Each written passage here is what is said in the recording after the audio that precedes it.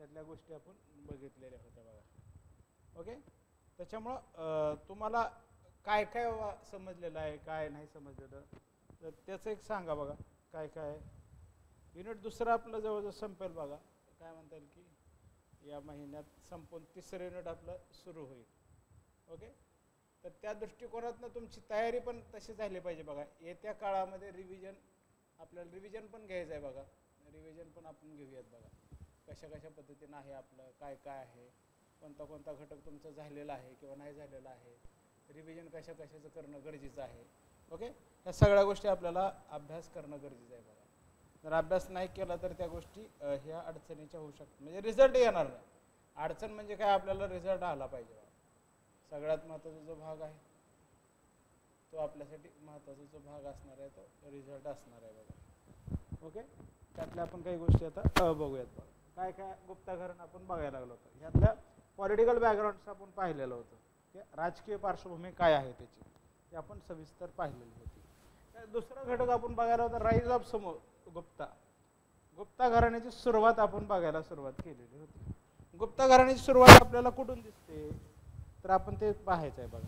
गुप्ता घराणं समजून घ्यायचं आहे आपल्याला. ओके, चला, तुम्हाला काय वाटतं कुठून सुरुवात आहे गुप्ता घराण्याची, काय कल्पना आहे का बघा.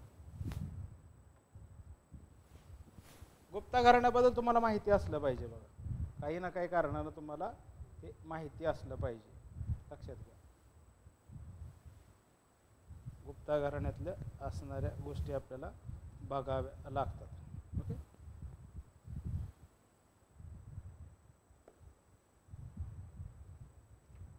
बघूया काय काय आहे त्याच्यामध्ये.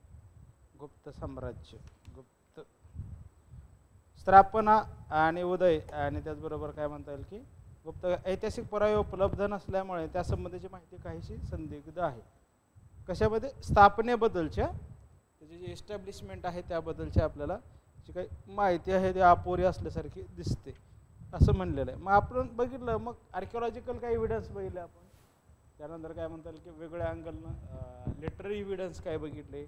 फॉरेन ट्रॅव्हलरमध्ये फायांचं अकाउंट आपल्याला गुप्ता काळाबद्दलचं दिसतं बघा. त्यातनंही आपल्याला या काळातल्या माहिती मिळते बघा. काय काय वर्णन केलेलं आहे, फायानं जे वर्णन केलेलं आहे गुप्ता घराण्याचं तेही आपण बघितलं पाहिजे. त्याच्यानंतर मग गुप्तवंश कसा आलेला आहे तर गुप्ताचा मूळ प्रदेश व त्याचा प्रारंभिक इतिहास अपुऱ्या ऐतिहासिक साधनामुळे थोडासा अज्ञात आहे. म्हणजे अगोदरच्या श्रीगुप्ताच्या अगोदरचा जो काही कालखंड आहे तो आपल्याला थोडक्यात अपुरा असल्यासारखा दिसतो. ज्यामध्ये आपल्याला पूर्ण काही माहिती त्याबद्दलची असल्यासारखं वाटत नाही किंवा त्याचा पुरावा नाही, त्यामुळे आपल्याला त्याबद्दल ठाम सांगता येत नाही.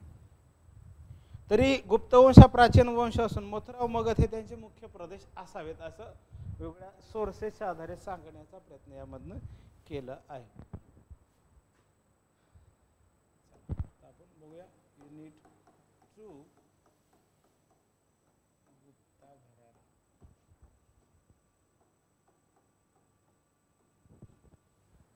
गुप्ता घराणं त्यामध्ये काय काय बघा. आपण जर म्हणलं पहिलं काय की मगध आणि मथुरा या आसपास असणारा प्रदेश त्याचा असावा.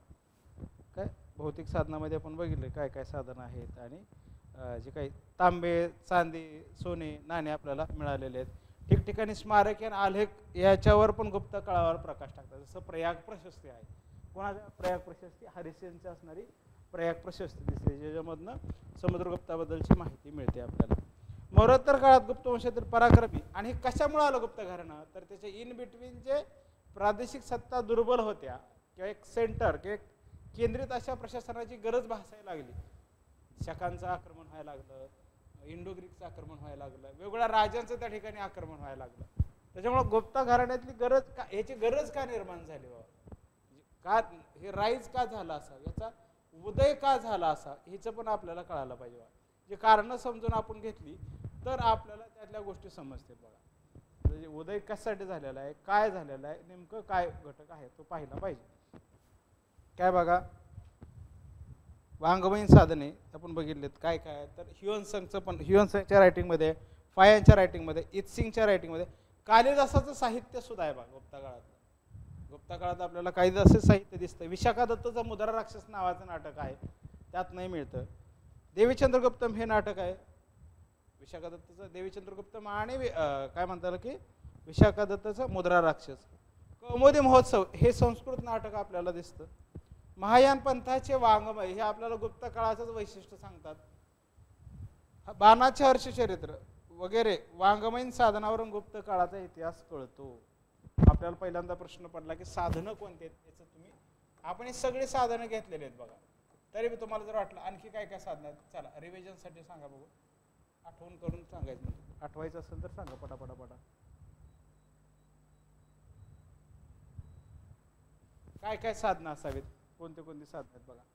पटा सांगा लवकर. 1 2 3 4 5 6 7 काय असे एक काही साधनं तुमचे तोंडपाठ पाहिजेत बघा. म्हणजे प्राचीन भारतामध्ये आणि मध्य भारतामध्ये सगळ्यात महत्त्वाचं काय असतं बघा, तुम्हाला सोर्स माहीत पाहिजे. तुम्ही कोणत्या सोर्सच्या आधारे गुप्त काळाची माहिती सांगताय, हे प्राचीन भारतामध्ये सगळ्यात महत्त्वाचा टास्क आहे बघा. की तुम्हाला त्या काळातला सोर्स, तो आर्किओलॉजिकल सोर्स असतो किंवा लिटररी सोर्स असो किंवा फॉरेन अकाउंट्स असतो, कोणत्या साधनांच्या आधारे तुम्ही तुमचं मत मांडता हे जास्त महत्त्वाचा भाग आहे बघा या ठिकाणी. जर तुम्हाला ते सांगता नाही आलं तर तो प्रॉब्लेम आहे. म्हणजे काय होतं बघा, याचा फॅक्च्युअली करेक्ट असलं पाहिजे. म्हणजे आपण अवेअर असलं पाहिजे, फॅक्च्युअली आपलं उत्तर हे करेक्ट असलं पाहिजे, मग आपलं उत्तर त्या ठिकाणी बरोबर येईल बघा. गुप्ताचं काय म्हणलं की गुप्तवंश प्राचीन वंश असून मथुरा मगध हे त्यांचे मुख्य प्रदेश असावेत. मौर्योत्तर काळात गुप्तकालीन पराक्रमी प्रतिभाशाली पुरुष भारतात निरनिराळ्या सत्ताधीशांकडे प्रतिष्ठेच्या पदावर असत. गुप्त काय एकदम आले का सत्तेवर? गुप्त घराण्यातले जे राजे, श्रीगुप्त काय एकदम आला का सत्तेवर? नाही. तर अगोदर कोणत्या तरी राजघराण्यामध्ये ते प्रतिष्ठित पदावर वेगवेगळ्या ठिकाणी ते असावेत. उत्तर भारतातील मोठ्या राजांचे नाग कुशाण पतन प्रारंभ होताच गुप्तवंशातील पराक्रमी पुरुषांनी आपला प्रभाव वाढवून गुप्त राजाची स्थापना केली. त्यातला सगळ्यात महत्त्वाचा जो राजा आहे बघा तो श्रीगुप्त आहे. त्याचा कालखंड इथे लिहितो बघा काय, 295 ते 300 इसवी सन. आपल्याला चंद्रगुप्तापासून प्रश्न येतात. गुप्त अथवा श्रीगुप्त हा पराक्रमी पुरुष गुप्त वंशाचा संस्थापक. ह्या मगधातील एका लहानशा प्रदेशाचा देशमुख किंवा प्रमुख होता. देशमुख किंवा प्रमुख आपल्याला असलेला. त्याच्यानंतर काय म्हणलं जातं, पुढे त्याने आपले राज्य स्थापन केले. इत्सिंग या चीनी प्रवाशाने आपल्या प्रवास वृत्तात असे म्हटले. याबद्दल माहिती कोण दिलेली आहे? पहिला जो सोर्स आहे बघा इत्सिंग.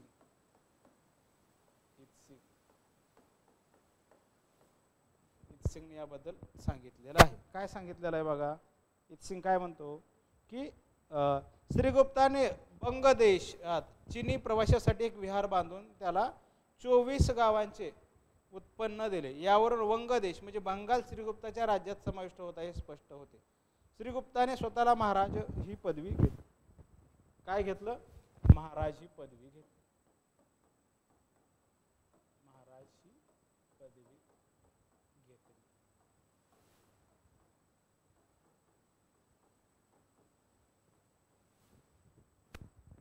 श्रीगुप्त आणि महाराज ही पदवी घेतली. महाराज श्रीगुप्त हा गुप्तवंश संस्थापक. त्याने 5 वर्ष राज्य केले. त्यानंतर त्याचा पुत्र घटोत्कच हा आपल्याला सत्तेवर आलेला दिसतो. त्यानंतर त्याचा जो मुलगा आहे तो घटोत्कच. किती आहे बघा कालखंड त्याचा? घटोत्कचचा कालखंड 300 ते 319. 300 ते इसवी सन 319 आपल्याला घटोत्कचचा कालखंड दिसतो.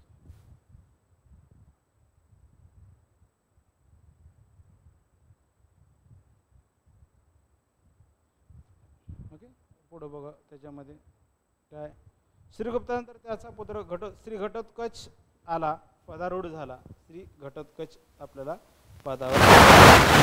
त्यानंतर काय बघा, श्री घटोत्कच पराक्रमी कर्तव्य संपन्न राजा होते. याने सुद्धा महाराज ही पदवी घेतली.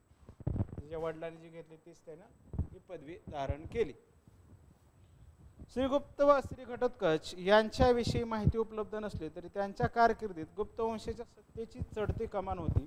हे सम्राट चंद्रगुप्त प्रथमच्या यशावरून स्पष्ट होते. श्रीगुप्त व श्री घटोत्कच याने भरपूर सत्ता आणि संपत्ती आणि प्रतिष्ठा संपादन करून गुप्त साम्राज्याच्या स्थापनेसाठीची अनुकूल भूमी अगोदरच तयार केली असावी असे वेगवेगळे अभ्यासक सांगतात. म्हणजे काय म्हणता येईल बाबा, श्रीगुप्त आणि घटोत्कच, श्री घटोत्कच आणि श्रीगुप्त या दोघांनी जे काही काम केलेलं आहे,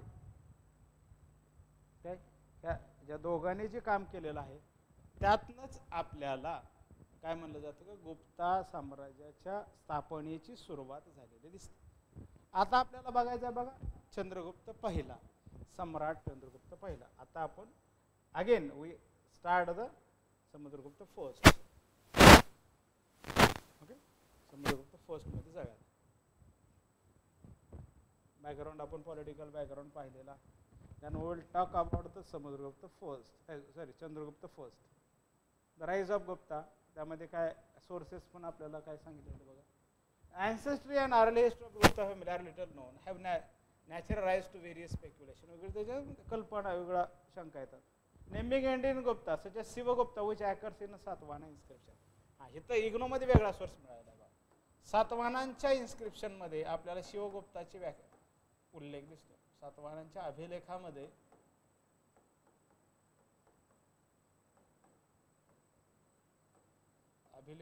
आपल्याला काय दिसतं, शिवगुप्ताचा उल्लेख दिसतो. शिवगुप्ताचा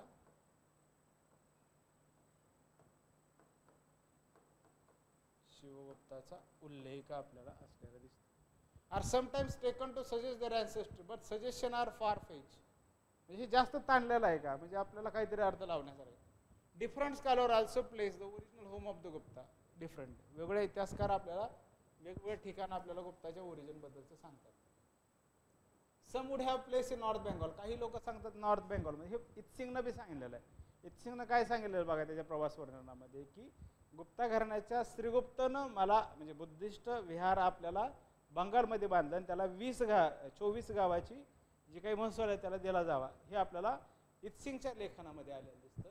तर काही लोक त्याला मगधमध्ये आहेत गुप्त घराणं जे बिहारमध्ये आहे, काही लोक यूपी मध्ये आहेत असं सांगितलं जातं गुप्त घराणं. He suggested that Allahabad pillar inscription, earliest inscription record of the achievement of early Gupta ruler, Samudragupta, comes from this region. Allahabad मध्ये आपल्याला पहिला प्रयाग प्रशस्ती किंवा अलाहाबाद प्रशस्ती म्हणतो. अलाहाबादचा स्तंभलेख ज्यातनं आपल्याला समुद्रगुप्ताबद्दलची माहिती मिळते आणि तो आपला पहिला इन्स्क्रिप्शनल एव्हिडन्स आहे. दुसरं आहे बघा, nature of coin hoards of Gupta found in this region suggest. या काळात या ठिकाणची नाणीही आपल्याला सापडतात. एका ठिकाणी नाणी आहेत आणि दुसऱ्या ठिकाणी अभिलेख आहे किंवा स्तंभलेख आहे. यातनं आपल्याला ह्याच ठिकाणाचे गुप्ता असावेत हे आपल्याला. आपण काय करतोय, जेवढ्या अँगलनं गुप्ता काळ समजून घेता येईल त्या अँगलनं आपण गुप्ता काळ समजून घेतो. The description of early Gupta territory in the Purana may point to this. It is possible that in the closing decades of 3rd century AD Gupta were subordinate of branch of the latter Kushana ruling in northwestern India. However, literary and archaeological sources indicate that they became independent in the 2nd decade of the 4th century AD. दुसऱ्या दशकामध्ये ते स्वतंत्र झालेले असते. कोणाचंच मांडलिकत्व त्यांच्याकडे नसावं. म्हणजे श्रीगुप्त आपल्याला श्रीगुप्तानंतर असणारा घटोत्कच हा स्वतंत्र असावा म्हणून त्यातनं चंद्रगुप्त पहिल्याचं राज्य हे काही इस्टॅब्लिश करताना काही अडचण आली नाही असं आपल्याला म्हणता येईल. Inscription tell us that Srigupta was the first king and Ghatotkacha was the next to follow him. Chandragupta first was the first independent king with the title of Maharaja Dhiraj. याच्यावरनं प्रश्न आहेत विचारलेला. खालीलपैकी कोणत्या गुप्ता घराण्यातल्या राजानं महाराजा धीराज टायटल हे पहिल्यांदा वापरलं? काय पहिल्यांदा वापरलं तर कोण आहे बघा, चंद्रगुप्त पहिला याने पहिल्यांदा महाराजा धीराज टायटल घेतलं गुप्ता घराण्यामध्ये. महाराजा Dhiraj.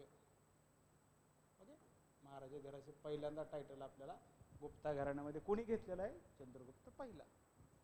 Declare himself in the independence, स्वातंत्र्य त्याने मगधमध्ये स्वतःचं मांडलं. He with the help of matrimonial alliance with the Licchavi enlarge his kingdom. Licchavi दोहित्र कुणाला म्हणलेलं आहे याच्यावर लगेच प्रश्न आहे. तर लिच्छवीचा जो पुत्र आहे तो आहे समुद्रगुप्त. लिच्छवीची कन्या असणाऱ्या तिचा जो पुत्र आहे तो Samudragupta. We know about this alliance from a special category of coins These coins have Chandragupta and his queen Kumar Devi engraved on the obverse and seated goddess on the reverse with the legend Lichvahu. लिच्छवीची कन्या म्हणजे लिच्छवाह. These coins were made of gold, and this fact, in addition to the fact that followed the weight of the Kushan coins, the Gupta had been in contact with Kushan warriors. किंवा Kushan territory, याचा अर्थ कुशाणांसोबत पण त्यांच्या सीमारेषा ह्या काय म्हणतात की लागलेल्या असतात. There are no concrete evidence to determine the boundaries of Chandragupta kingdom, but it is assumed that part of Bihar and UP and Bengal, Chandragupta I is said to have also started a new era from 319 to 320. It is not clear from any record that he started this era, which came to be known as Gupta Samvat. Gupta काळालाच गुप्त संवत म्हणलेला आहे. गुप्त संवत और the Gupta पर्व, गुप्त संवत किंवा गुप्ता संवत. But since Chandragupta I is mentioned as a Maharaj era, is credited with the founding of the era. It was during the time of son Samudragupta that the kingdom grew into an empire. किंगडमचं साम्राज्यामध्ये रूपांतर आपल्याला कोणाच्या काळात झालेलं दिसतं? समुद्रगुप्ताच्या काळात झालेलं दिसतं. Okay, चला आता आपण चंद्रगुप्ताची आणखी काही माहिती आपल्याला जवळ आहे ते 2-4 सोर्सेसमध्ये आपण घेऊया. बघा, आपण वेगवेगळे सोर्सेस वापरतोय, 4 ते 5 कमीत कमी सोर्सेस आहेत, त्याच्यापेक्षाही जास्त आहेत. आपल्याला सगळं काय घेता येईल तेवढं आपण सगळं घेतो. बघा, चंद्रगुप्त फर्स्ट कालखंड कायद्याचं दिलेलं बघा. चंद्रगुप्त पहिलाच 320 ते 335 इसवी सन 320 325.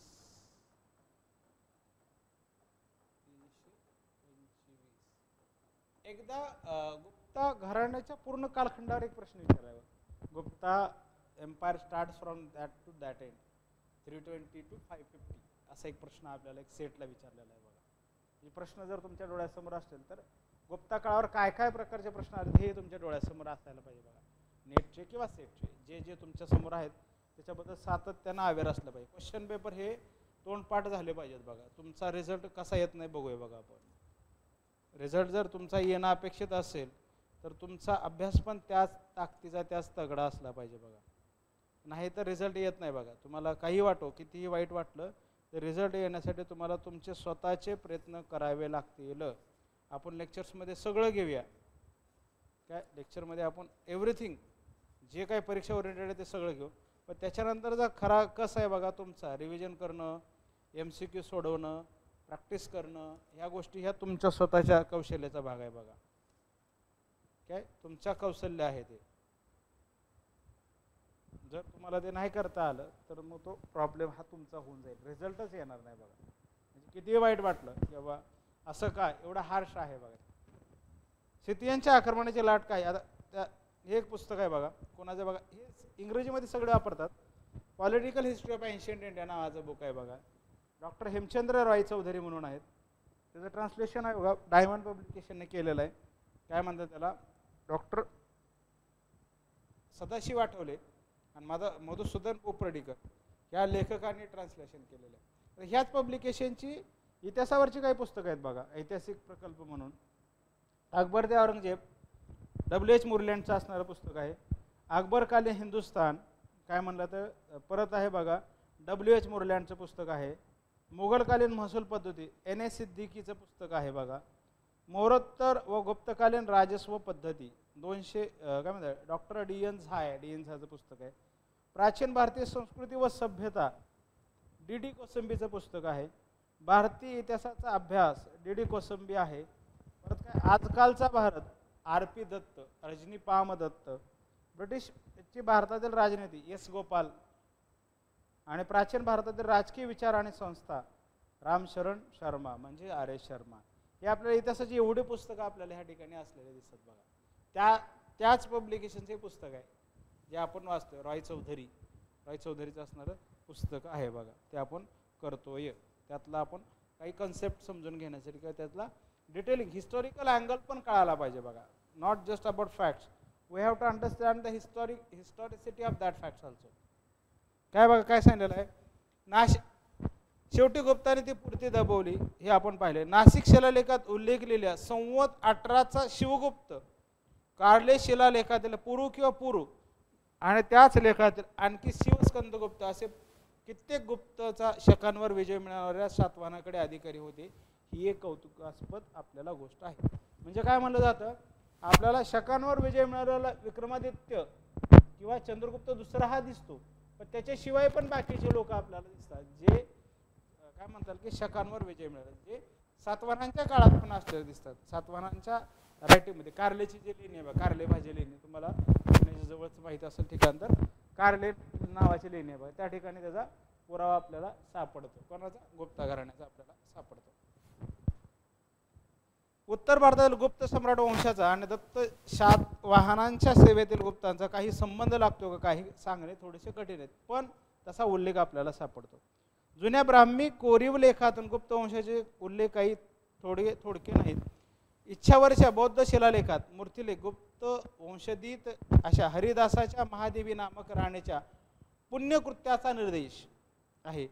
भारोतच्या शुंगकालीन बौद्ध स्तंभलेखात एका गोप्तीचा राजा विसदेवीची राणी असा उल्लेख होईल. तिला धनभूतीची आजी म्हटली आहे. धनभूती हा धनभूती बहुधा शुंगाचा मांडलिक असावा आणि खुद्द मगधमध्ये आसपासच्या गंगा तटाच्या प्रदेशातील गुप्त सत्तेच्या खाणाखोणा आपल्याला काय म्हणता येईल की इसवी सनाच्या दुसऱ्या शतका इतक्या जुन्या आहेत. म्हणजे आपल्याला 320 पासून आपल्याला चंद्रगुप्त पहिला दिसतो, पण त्याच्या अगोदर पण 100-150 वर्ष आपल्याला गुप्ता घराण्याचे मूळ आपल्याला वेगळ्या आर्किटेक्चरल काय म्हणतात इन्स्क्रिप्शनल एव्हिडन्समध्ये सापडतात. इत्सिंगच्या हकीकतेप्रमाणे इत्सिंग नावाचा जो काही चिनी प्रवासी आहे त्याच्याच लेखनातनं बी मिळतं बघा. इत्सिंग जो चिनी प्रवासी आहे, पायांतर आलेलाच होता बघा, पायांतर गुप्ता घराण्यात आलेलं. तिन्ही चिनी प्रवासी गुप्त घराण्यावर माहिती काय ना काय देतात. पायांतर चांडाळाची परिस्थिती सांगतो. इत्सिंग काय सांगतो, श्रीगुप्ताने त्याला बंगालमध्ये विहार बांधून दिला आणि म्हणजे बौद्धांसाठी विहार बांधून दिला आणि एक 24 गावाची काय त्याला म्हणलं जातं जो काही रक्कम इन्कम आहे तो त्याला विहाराला दिलेला दिसतो. इत्सिंग या चिनी यात्रेकरूने इसवी सनाच्या 7व्या शतकात भारतात प्रवास केला होता. तो एका महाराज श्रीगुप्ताचा उल्लेख करतो. इत्सिंगच्या हकीकतीप्रमाणे गंगेच्या प्रवाहाच्या मार्गावर नालंदापासून सुमारे 40 योजनेपूर्वीस असलेल्या मृग शिख वनाजवळ या महाराजाने एक देऊळ बांधले होते. इत्सिंगच्या मते इसवी सन 175 सुमारास होऊन गेला असावा. ॲलन हा काळ अमान्य करतो. म्हणजे काही लोक त्याला मॉडर्न हिस्टोरियन त्याला अमान्य करतात, काही लोक सांगतात हां ते त्या लेखनात आलेलं आहे. पण अल्प कालावधीत 2 चंद्रगुप्त 2 कुमारगुप्त होऊन गेलेच की नाही, तेव्हा पारंपरिक हकीकतीप्रमाणे 175 मध्ये होऊन गेला श्रीगुप्त म्हणजेच जवळजवळ 1 शतकानंतरच्या समुद्रगुप्ताचा पंजा श्रीगुप्त असे म्हणायला काही संयुक्त कारण दिसत नाही. म्हणजे ते हिस्टॉरिकली ते काही पटण्यासारखं नाही. श्रीगुप्तानंतर लगेच होऊन गेलेले त्याच्या वंशाची नावे अज्ञात आहेत. मगधातील गुप्तवंशीयांपैकी शिलालेखात आढळणारे सर्वात प्राचीन नावे म्हणजे महाराज गुप्त यापासून आपल्याला वेगवेगळे जे घराणे दिसतात बघा. एक मिनिट, ह्याच्या घराण्यातले काय जे काय म्हणतात जे क्रोनॉलॉजी काय आहे का बघू, याची जे काही राजे यांचे काय मिळतात का याची थोडक्यात त्याचं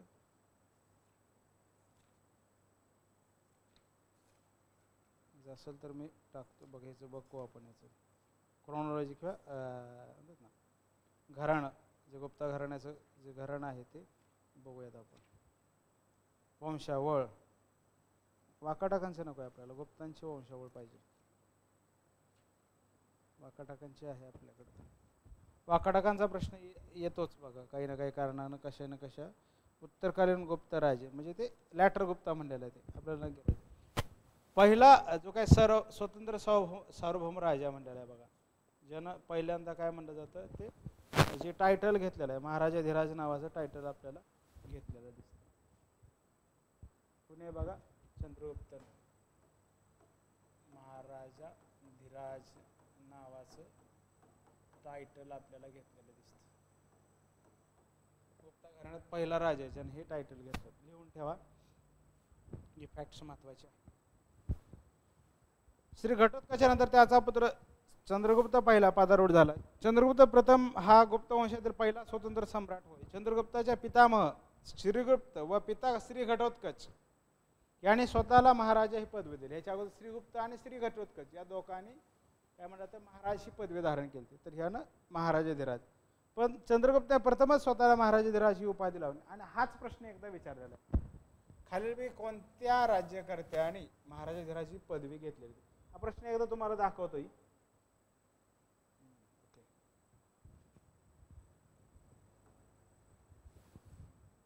सेटला का नेटला कुठेतरी विचारलेला आहे बघा. आपण बघू सेटला चेक करून बघूया. गुप्ता घराण्याचे एक थोडक्यात एकदा प्रश्न थोडक्यात जर बघायचे म्हणले तर पटपट पटपट फक्त पहिल्या युनिटचे काही क्वेश्चन्स, पहिल्या दुसऱ्या युनिटचे क्वेश्चन्स एकदा डोळ्याखालनं घालूया बघा.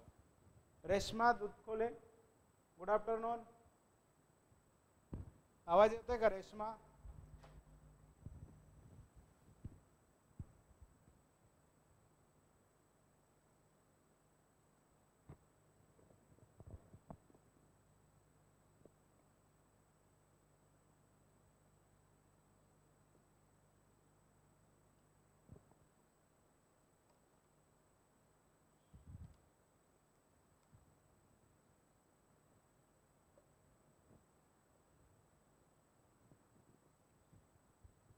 आवाज येतोय का?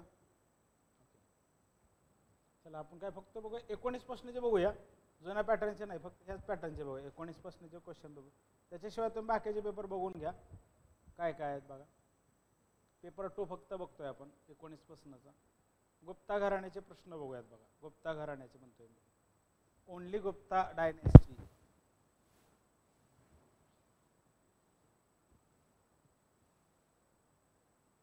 हा प्रश्न रिपीटच आहे बघा. 28 जूनच्या पेपरमध्ये हा प्रश्न आलेलाच आहे याच्यावरचा.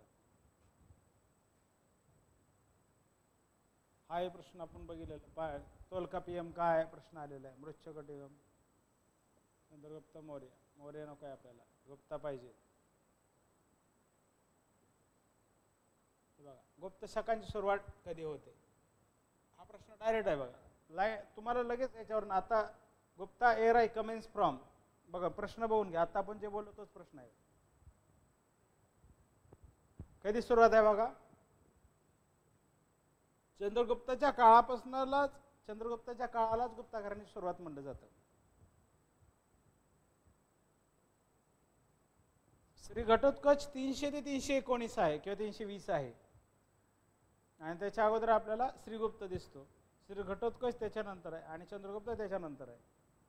चला सांगा आता काय उत्तर आहे बघा. रेश्मा दुधखोले, गुप्ता इरा कमेन्सेस फ्रॉम कोणत्या काळापासून गुप्ता घराण्याची सुरुवात झाली. प्रश्न पाहिलेच पाहिजे. तर लक्षात घ्या, प्रश्न पाहिल्याशिवाय गत्यंतर नाही. जर तुम्हाला रिझल्ट पाहिजे तर तुम्ही क्वेश्चन्स बघितलेच पाहिजेत.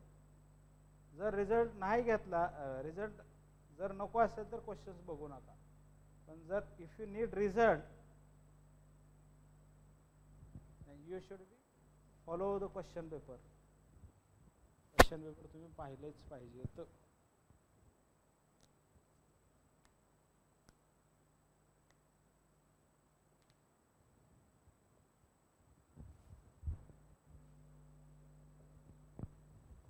320 आहे बघा. सी उत्तर बरोबर ह्या ठिकाणी. सी हे उत्तर ह्या ठिकाणी बरोबर. गुप्ता शकाची सुरुवात काय म्हणलं जातं 320 ला आहे. बरोबर. कॉपर कॉइन खालीलपैकी गुप्ता राजाने कोणत्या आणलेला आहे असं म्हणलेलं आहे बघा. कोणत्या राजाने गुप्ता काळातल्या कोणत्या राजाने ताम्र नाणी किंवा कॉपर कॉइन्स आणलेले आहेत म्हणलेले. श्रीगुप्त, श्री घटोत्कच हे तर अगोदरचे आहेत. मग कुमारगुप्त, चंद्रगुप्त हे आपल्याला गुप्ता काळातल्या नाण्यांवर आपल्याला आलेला हा प्रश्न आहे. गुप्ता घराण्याचे प्रश्न फक्त बघा एक तेवढा सोडवायचा सांगितलं. हा काय सोडवू नका. अश्वमेध छाप सुवर्णाने काढले होते. अश्वमेध टाईप ऑफ गोल्ड कॉइन्स कोणत्या गुप्ता घराण्यात आल्या. 3 प्रश्न गुप्ता घराण्याचे झाले बघा 2019 मध्ये. लक्षात घ्या काय 3 प्रश्न गुप्ता घराण्याचे आपल्याला या ठिकाणी असलेले दिसतात बघा. आता बघूया आणखी काय आहे का. नाही म्हणजे 19 ला 3 गुप्ता घराण्याचे प्रश्न आहेत. बरोबर. इथे एक दिसतोय बघा. प्राचीन भारताच्या इतिहास कैसर ही पदवी कोणत्या राज्यकर्त्या घराण्याने घेतली होती? कैसर नावाची बघा, कैसर. हा प्रश्न, कैसर ही टर्म आपण लेक्चरमध्ये घेतली होती बघा, कैसर. प्राचीन भारताच्या इतिहासात कैसर ही पदवी कोणत्या राज्यकर्त्या घराण्याने घेतली होती? मौर्य आहे, सातवाहन. सातवाहनामध्ये तर सगळं आईच्या नावानंच आहे बघा. गुप्त घराण्यात आहे का कैसर? कैसर कोणी आपण अजून अजून गुप्ताच करतोय. म्हणजे प्रश्न आपल्या याच्यामध्ये आलेले आहेत बघा, आपल्या टप्प्यात असणारे प्रश्न आहेत बघा. आता हे सांगितलेलं आहे, हे गुप्त घराण्यातलेच आहेत बघा. हा चौथा प्रश्न आहे. पाचवा प्रश्न झाला बघा, गुप्त घराण्यातला आहे बघा. सुलभ सूत्र, the text in which basic concept of mathematics आज डिस्कस. मेडिसिन मॅथमॅटिक्सचे गुप्त काळात जे विचारलेलं आहे त्यातला हा प्रश्न आहे बघा. आर्यभट लिहिलेला आहे, बौद्धायन आहे, ब्रह्मगुप्त आहे, वराहमिहिर आहे. यातलं कुणी लिहिलेलं आहे?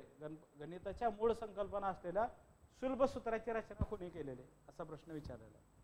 सुलभ सूत्राची रचना, सुलभ सूत्राची रचना कोणी केलेली आहे? प्रश्न कसा आहे, काय आहे बघा. आपण वाचतो एका बाजूनं, प्रश्न विचारतात वेगळ्या पद्धतीने. तुम्हाला ते कळालं पाहिजे, ऑप्शन्स कसे क्रिएट केले जातात किंवा प्रश्न कसे विचारले याचे तुम्हाला व्यवस्थित माहिती असली पाहिजे बघा. तर व्यवस्थित माहिती झाली तर मग तुम्हाला त्याचा जास्त बेनिफिट होऊ शकतो. ओके. काटक आणि स्कंदवार्या सातवाहनकालीन संज्ञा कोणत्या संदर्भात वापरल्या जातात? सातवाहनांच्या काळात हा प्रश्न आहे. परत खालचाही सातवाहन काळाचा प्रश्न आहे बघा. कोणत्या वशिष्ठ पुलवामाच्या अभिलेखात असे म्हटले आहे की त्या ठिकाणी संघासाठी एक शाहील ग्रह बनवावे अशी गौतमी पुत्र माता राणी गौतमी बल्लिसिरियाच्या इच्छा होती. गौतमी पुत्र cause at the built a केव फॉर द संघ. परत आला हा आहे बघा. मग काय म्हणता येईल की पल्लव घराण्यातला असणार आहे बघा. पल्लव घराण्याचा हा प्रश्न आलेला आहे. पल्लव घराणा असणारा अर्ली मिडिवल मधला. हा वाकाटकांचा प्रश्न. वाकाटकालीन मंदिर स्थळाचे उदाहरण नाही असं विचारलेलं आहे. सांगा बघू. हा विदर्भावर, वाकाटक हा विदर्भातलेच राजे आहेत बघा. गुप्तांसोबत त्यांचं जवळचे संबंध, वैवाहिक संबंध, मॅट्रिमोनियल अलायन्स, हा वाकाटकांचा प्रश्न आहे. मग Sthanu Ravi copper plate inscription record an arrangement between merchants of the Malabar coast and some Christian merchant from Venice, the Persian Gulf region and the Black Sea region and the Coromandel coast. Ajanta बौद्ध भिक्खूचे नाव उद्भवत केलेले आहे. कुठल्या बौद्ध भिक्खूचं जे काही अजंठा कुठला आहे बघा, छत्रपती संभाजीनगरला.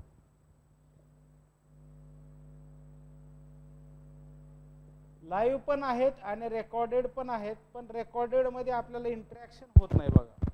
म्हणजे रेकॉर्डेड आहेत, तुम्ही रेकॉर्डेड बघत आहे का नाही माहित नाही मग तुम्हाला. रेकॉर्डेड पण आहेत, तुम्हाला ॲपवरती दिसतात बघा. आता ज्या ॲपवर तुम्ही आहात त्याच्यावरती तुम्हाला दिसतात रेकॉर्डेड पण लेक्चर दिसतात, पण त्याच्यामध्ये आपल्याला इंटरॅक्शन होत नाही बघा. ते रेकॉर्ड झालेलं असतं, परत त्याच्यामध्ये आपल्याला संवाद साधता येत नाही. म्हणजे काय समजलेलं आहे, काय समजलेलं नाही, किंवा काय कळतंय नाही कळतंय. त्याच्यापेक्षा लाईव्ह मध्ये जेवढं तुम्ही अटेंड करता तेवढं करा.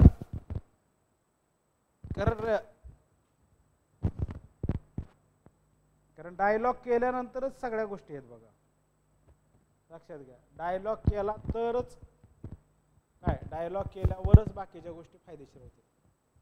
फायदेशीर म्हणजे त्याचा पास होण्यासाठी त्याची मदत चांगली होऊ शकते बघा. ओके, चला आता आपण काय करूया बघा. हां, आता आपण पहिलं 19चा होईल, आता 20चा बघूया बघा. 20चा हिस्ट्रीचा पेपर बघूया. काय 20चा हिस्ट्रीचा पेपर, फक्त गुप्त काळाचे क्वेश्चन्स बघूया आपण पटपट पटपट.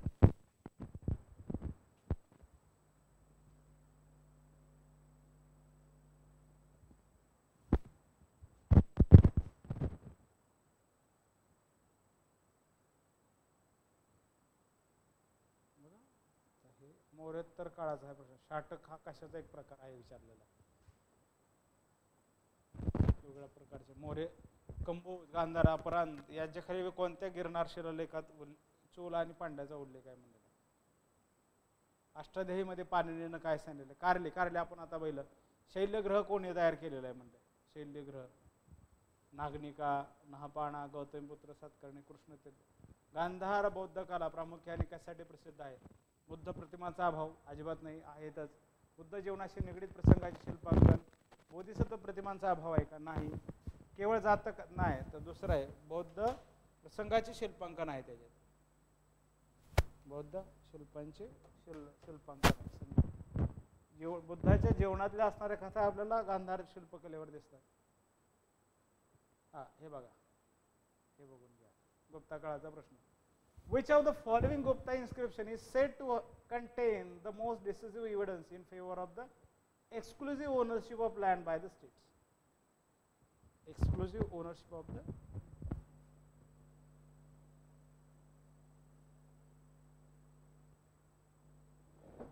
ओके ओके ठीक आहे. मॅथ्सचा क्लास म्हणजे तुम्ही याच्याशिवाय दुसऱ्या कोणत्या परीक्षेचा अभ्यास करता का? सेट नेट शिवाय दुसऱ्या कोणत्या परीक्षेचा अभ्यास करता का?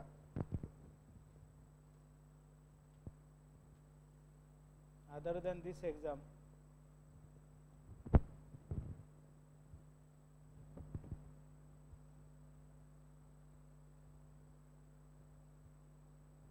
करत असाल तर एकदा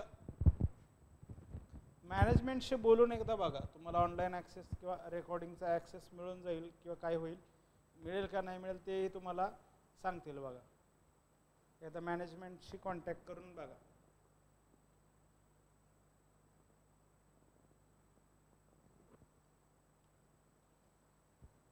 एकदा मॅनेजमेंटशी कॉन्टॅक्ट करून बघा. जर त्यातनं तुम्हाला संधी मिळाली, सरळ सेवा चांगली गोष्ट आहे.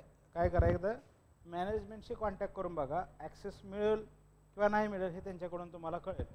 त्याच्यानंतर मग तुम्हाला ते लाईव्ह लेक्चर्स पण बघायला, रेकॉर्डिंग लेक्चर्ससुद्धा बघायला मिळतील बघा. हे रेकॉर्डिंग लेक्चरची पण संधी तुम्हाला मिळून जाईल बघा. त्याच्यातनं काय रेकॉर्डिंग लेक्चरची संधीसुद्धा त्यातनं मिळून जाईल काय. त्याच्यामुळं त्याच्यात पण बघता आलं तर तेही बघा किंवा हेही बघा. कसं तुमचे ना काय करता येते बघा.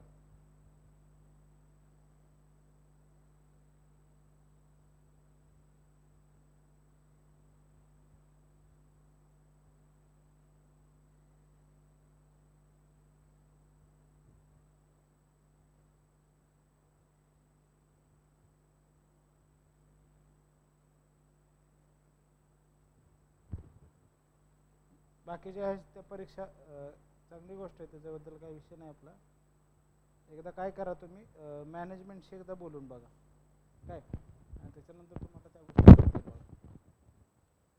कधी कधी क्लास असतो तुमचा मॅथ्सचा? आठवडाभर असतो का 2-3 दिवस असतो आठवड्यातनं? रोज असतो का क्लास तुमचा मॅथ्सचा?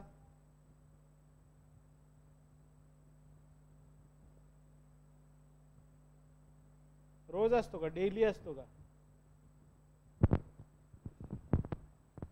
डेली जर क्लास असेल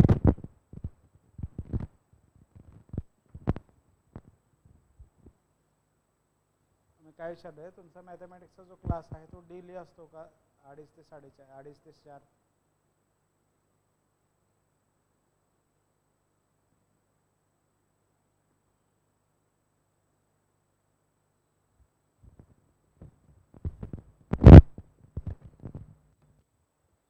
ओके, एकदा तुम्ही काय करा मग मॅनेजमेंटशी बोलून घ्या आणि त्याच्यानंतर तुम्हाला काहीतरी त्यातनं मार्ग निघेल बघा. म्हणजे ऑनलाईन ॲक्सेस रेकॉर्डिंगचे पण ऑप्शन्स तुम्हाला त्यातनं ओपन होईल बघा. जो ह्याचा काय म्हणतात ना, CRG अकॅडमी फॉर सक्सेस तो जो ॲप आहे, त्या ठिकाणी तुम्ही अकॅडमीचा नंबर सेव्ह केला असेल बघा. व्हेरिफिकेशनला आल्यानंतर त्या नंबरवर एकदा कॉल करा आणि तुम्ही तसं सांगा त्यांना. हां, व्हेरिफिकेशन आल्यानंतर त्या ठिकाणी जो नंबर तुम्ही सेव्ह केला होता, जो नंबर तुम्हाला दिला गेला होता की हा सेट नेटच्या विद्यार्थ्यांसाठी हा कॉन्टॅक्ट नंबर आहे, तर त्या नंबरवर एकदा कॉल करा. तुमचं नाव सांगा, तुमचा सब्जेक्ट सांगा आणि त्यांना तशा प्रकारची तुमची विनंती करा की सर असा आहे, मला तो काही कारणामुळं एखाद्या नेटवर्क इश्यूमुळं लेक्चर्स बघता येत नाहीत, तर मला ती किंवा रेकॉर्डिंग बघण्याची एक संधी मिळावी किंवा तसा ॲक्सेस मिळावा. तसं तुम्ही एकदा मॅनेजमेंटशी बोलून घ्या. ओके, चला आता आपण बघूया जोपर्यंत आहात तेवढे तरी आपण याचे क्वेश्चन्स बघूयात बघा. गुप्त काळातला हा एक प्रश्न आहे बघा. अलाहाबाद प्रशस्ती, भितरी प्रशस्ती, पहाडपूर ताम्रपट, जुनागड शिलालेख. सातवाहनांच्या काळातला आहे बघा. योगचारती शास्त्र, रसरत्नाकर, सेतुबंध माधव पगडी, सेतुबंध माधव पगडी. परत आहे बघा राजवंशीच्या नाण्याच्या मागे काय म्हणते, राजवंशाच्या नाण्याच्या मागील वस्तू बाजूवर मत्स्य चिन्ह दर्शविले असते. काय म्हणतात त्याच्यावरती चिन्ह दर्शवले असते.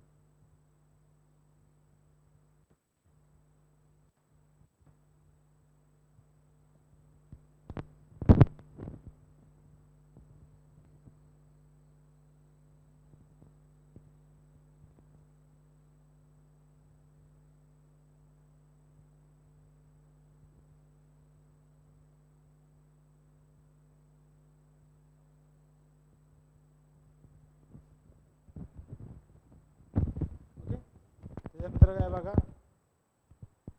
मंदिर पल्लव स्थापत्याचे उदाहरण आपल्याला त्यामध्ये दिसतं.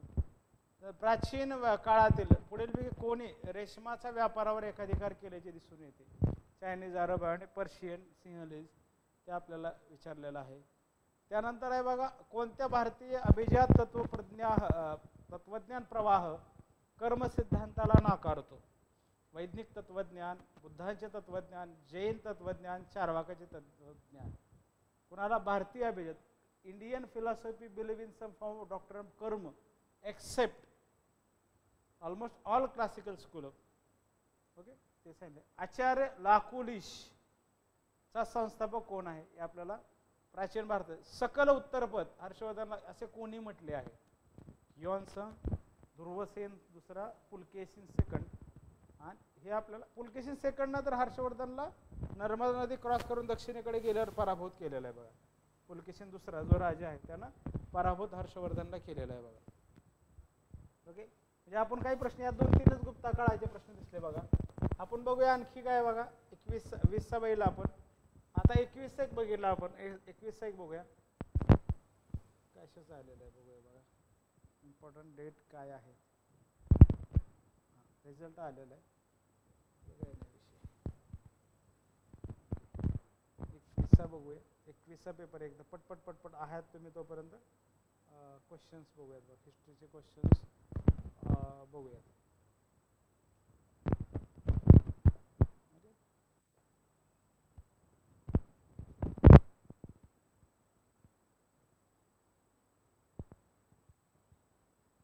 बघा जन ह्या संज्ञेचा अर्थ पुढील प्रमाणे आहे. जो जन बोलीभाषा अजिबात नाही, कास्ट नाहीये, तर ट्राईब आहे बघा. ट्राईबसाठी येतो. एक आदिवासी समाजासाठी वापरलेला. रुही, साल, तांदुळी, तांदळासाठी वापरलेला शब्द उरुही आहे बघा. Simple question. हा 21चा पेपर आहे बघा. 21 इथे दिले बघा. मौर्य राजा दशरथ याच्या 12 लेणी शिलालेखा डॅश डॅश याच्यासाठी लेणी कोरल्याचा उल्लेख आहे बघा. बिंबिसारचा राजवैद कोण होता बघा. जीवक होता बघा. जीवकालाच त्यांना पाठवलं होतं. कोणाकडे पाठवलं होतं बघा. गिरकांच्या राजाला पाठवलं. ज्यांना काय म्हणतात त्याचा रोग नीट केलेला होता. बिंबिसारचा राजवैद कोण होता तर जीवक होता. हे आपण लेक्चर्समध्ये घेतलेलं आहे. मौर्य सम्राट अशोक याची अभिलेखित प्रतिमा डॅश डॅश येथून प्राप्त झाली. अमरावती, नागार्जुनकोंडा, कंगनहली और जगयपेटा कुठून झालेलं आहे. की मौर्यांचा डिटेल असणारा क्वेश्चन. भारतवर्षाचा उल्लेख कोणत्या पुराभिलेखात आहे. ओके, परत आलेलं आहे. बोधिसत्व स्थितीमध्ये काय आहे. बोधिसत्व ही काय संकल्पना आहे. व्यक्ती ग्रह त्याग करतो, ज्ञान प्राप्तीसाठी भटकावतो. व्यक्ती सुधारक होतो आणि सामाजिक अडचणीच्या विरुद्ध लढतो. व्यक्ती बुद्ध पदाच्या जवळ पोहोचतो. भूतदया बाळगतो, तसेच तो सर्व ज्ञान प्राप्तीच्या निकट असतो. व्यक्ती बुद्धविहाराचा प्रमुख बनतो. उत्तर सी आहे या ठिकाणी. बोधिसत्व संकल्पना ही आपल्याला महायान तत्वज्ञानामध्ये राईज ऑफ महायान बुद्धिझम यामध्ये दिसते.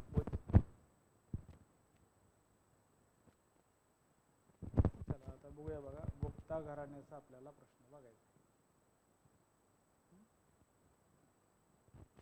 गांधारचा परत आलाय. बोधिसत्व संकल्प परत बोधिसत्वचा हे बघा. गुप्ता घराण्याचा आलेला प्रश्न.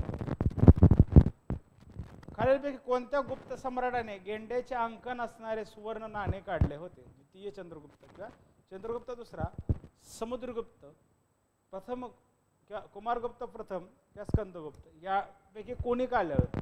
Which of the following Gupta king has issued a gold coin which depicts a रायनोसॉरस?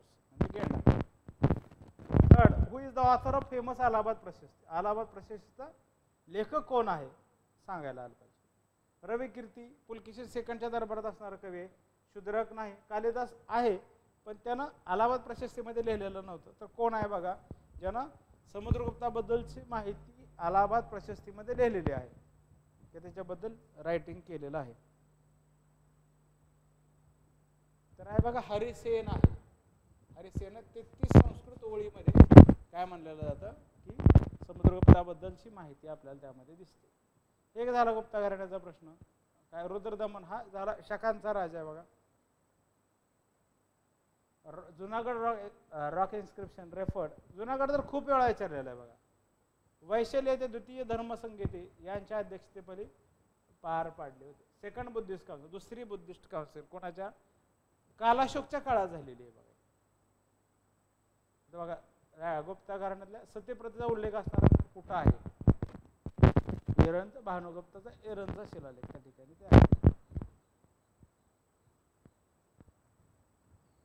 विंध्यशक्ती वाकाडा कोणत्या राजाने सम्राटी उपाधी केली? विंध्यशक्ती हा संस्थापक आहे सातवाहनाचा. अशा पद्धतीने आपल्याला प्रश्न सतत पाहिले पाहिजेत बघा. प्रश्न पाहिल्याशिवाय उत्तर येत नाही, उत्तर आल्याशिवाय परीक्षा मध्ये आपण पास होत नाही बघा.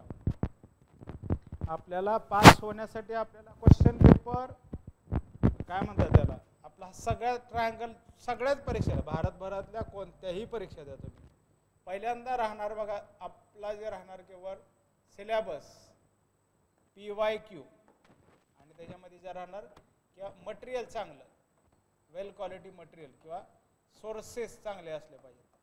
याच्यामधला तिघातला संवाद सारखा राहिला पाहिजे.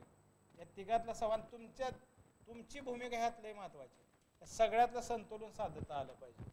मग तुमचं सरळ सेवा असो, MPSC असो, UPSC असो, सेटनेट असो, कुठलीही असो, मिलिटरी भरती असो, आर्मी भरती असो, पोलीस भरती असो, कोणत्याही परीक्षेचा अभ्यास आहे म्हणजे तुमच्याशिवाय हे कंप्लीट होत नाही. तुम्ही सिलेबस समजून घेतला, क्वेश्चन पेपर समजून घेतले, अभ्यास कसा करायचा कळते.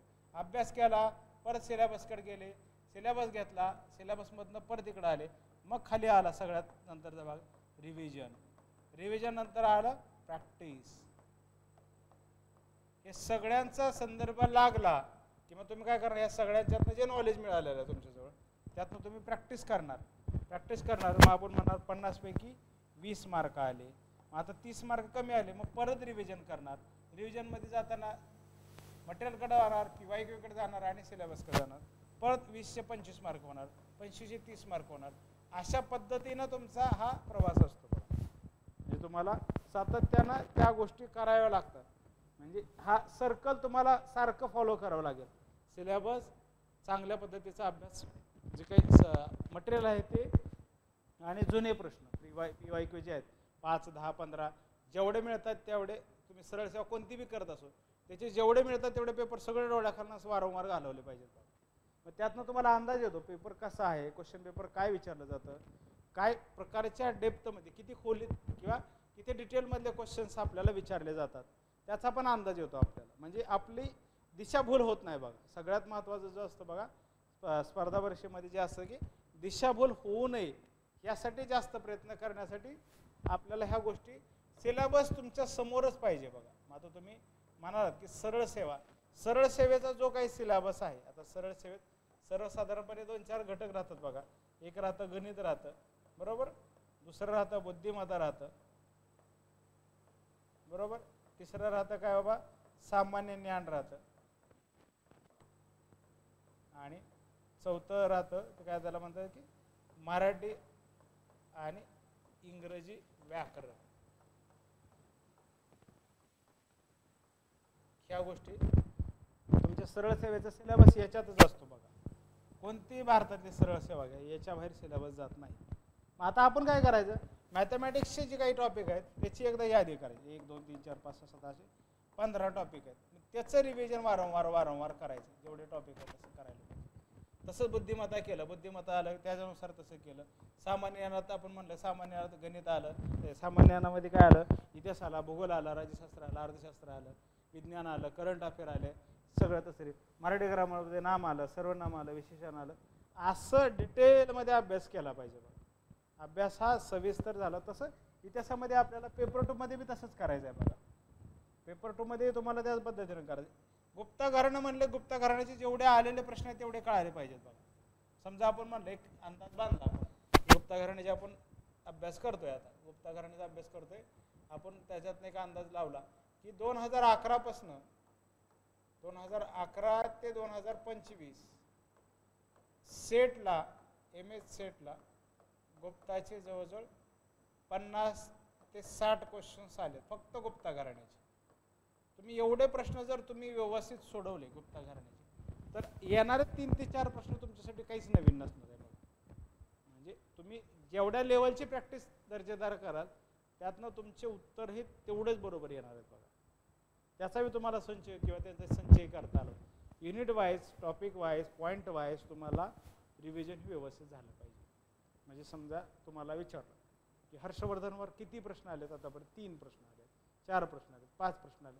त्यातनं तुम्हाला लक्षात येतं की 5 या प्रकारचे प्रश्न आहेत, आणखी किती प्रकारचे प्रश्न त्याच्यावर तयार होऊ शकतात. त्यातनं पण अभ्यासाची दिशा सापडते बघा. येत आहे का लक्षात? त्याच्यामुळे एवढा सांगायचा अट्टास आहे की जे तुम्ही रेकॉर्डिंग बघणार आहात, रेकॉर्डिंगमध्ये आपल्याला असं इंटरॅक्शन करता येत नाही बघा.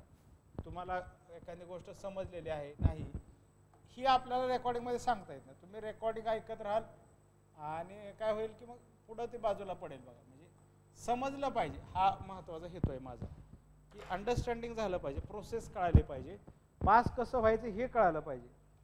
पुस्तकं तुमच्याकडे आहेत, पुस्तकं दुकानदाराकडे आहेत, पुस्तकाचे दुकानवाल्याकडे पैसे आहेत, दुकान आहे त्याच्याकडे बी पुस्तकं आहेत, दुकानदार आहे पुस्तकाचा, की झेरॉक्सवाल्याकडे पण झेरॉक्स आहेत पुस्तकाच्या, आपल्याकडे पुस्तकं आहेत, तुमच्याकडे आहेत, माझ्याकडे आहेत. पास कोण होते? ज्याला ही प्रोसेस कळालेली आहे. लक्षात घ्या, ज्याला पास व्हायची प्रोसेस कळालेली आहे तोच पास होतो. बाकी प्रयत्न करण्याला मर्यादा नाही, कितीही प्रयत्न करावेत, पण पास झालं पाहिजे. आपण जे कष्ट केले त्याचं चीज झालं पाहिजे. येते का लक्षात? बघा, सांगण्याचा उद्देश काय आहे बघा, हेच आहे की वारंवार प्रयत्न करत राहा, वारंवार रिव्हिजन करत राहा, वारंवार ह्या गोष्टी करत राहा, तर तुमचं ते साध्य होईल.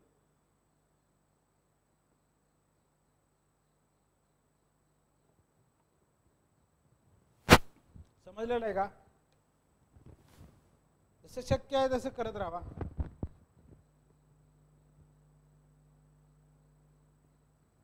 त्यामुळं जेवढं असेल तेवढं बघा, जेवढं नॉलेज आहे तेवढं कॅप्चर करायचं, वापरून टाकायचं परीक्षेला बघा.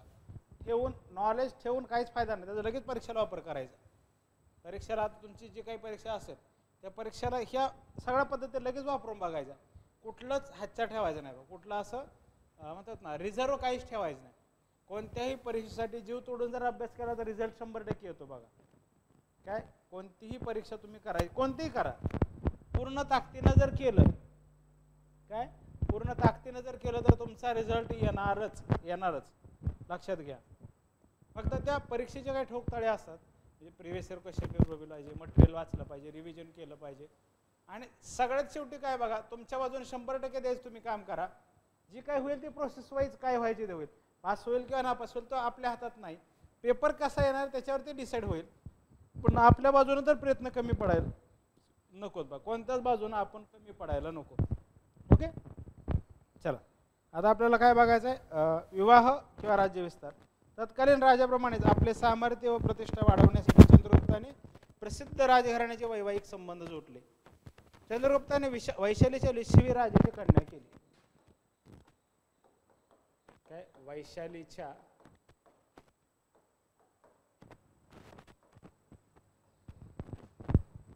लिच्छवी राजाची कन्या कुमारदेवी त्याशी विवाह केला.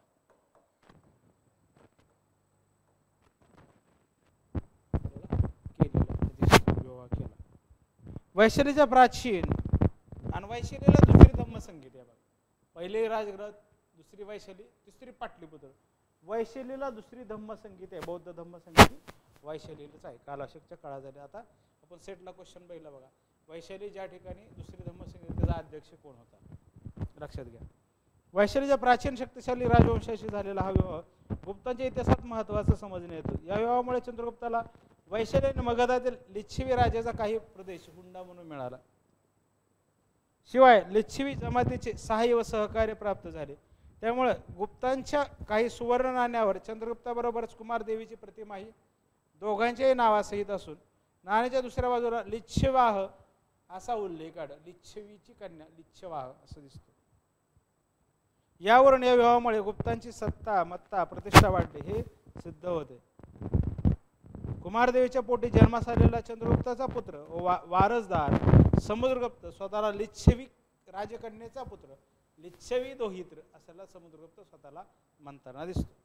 म्हणून घेण्यात अभिमान वाटत असे. चंद्रगुप्ताने मगधातील कुशाण सत्तेचे उच्चाटन करून स्वसत्ता स्थापन केली. अशा प्रकारे चंद्रगुप्ताने साम्राज्य मगध वैशाली किंगडम पासून साम्राज्यापर्यंत राज्यापासून साम्राज्यापर्यंत रूपांतर समुद्रगुप्ताच्या काळात झालं. राज्याभिषेक गुप्त संवत चंद्रगुप्ताच्या शासनकालाविषयी ऐतिहासिक साधनांच्या अभावामुळे विद्वानात बरेच मतभेद आहेत. काय काय त्यात सांगितलेलं आहे बघा.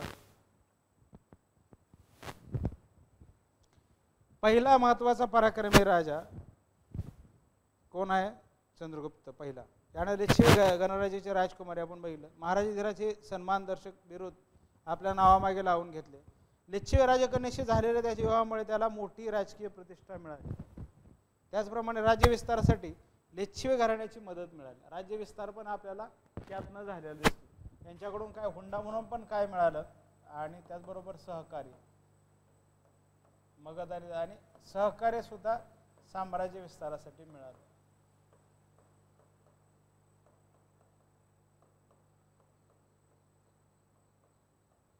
साम्राज्य विस्तार सहकार्य सुद्धा आपल्याला मिळालेलं दिसतं.